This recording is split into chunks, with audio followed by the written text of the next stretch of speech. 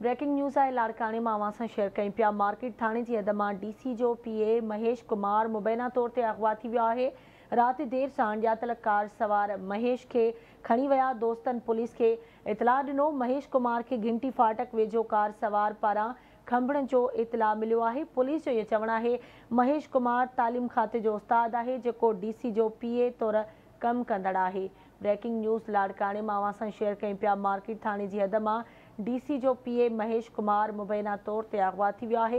राति देर सां अणॼातल कार सवार महेश खे खणी विया। दोस्तनि पुलिस खे इतला ॾिनो आहे महेश कुमार खे घिंटी फाटक वेझो कार सवार पारां खंभण जो इतला मिलियो आहे। पुलिस जो इहो चवणु आहे महेश कुमार तालीम खाते जो उस्ताद आहे जेको डीसी जे पीए तौर कमु कंदो आहे।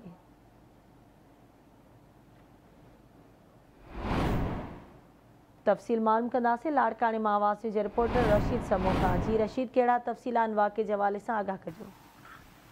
जी बिल्कुल, मार्केट थाने जी हद मां डीसी जो पीए महेश कुमार मुबैना तौर अगवा थी वियो आहे। राति देर सां नामालूम कार सवारनि खेसि पंहिंजो खंभे खणी विया आहिनि। संदसि दोस्तनि पुलिस खे अहिड़ो इतला ॾिनो आहे महेश कुमार खे घिंटी फाटक भरिसां कार सवारनि तरफ़ां खंभण जो इतला मिलियो आहे। पुलिस जो इहो चवणु आहे ऐं मां तव्हांखे ॿुधायां त महेश कुमार तालीम खाते जो उस्ताद आहे जेको वॾे अरसे खां डिप्टी कमिश्नर लाड़काने जे पीए तौर कमु कंदड़ आहे, कमु करे रहियो आहे। जी ठीकु आहे, मुंहिंजी महिरबानी रशीद अपडेट करण लाइ।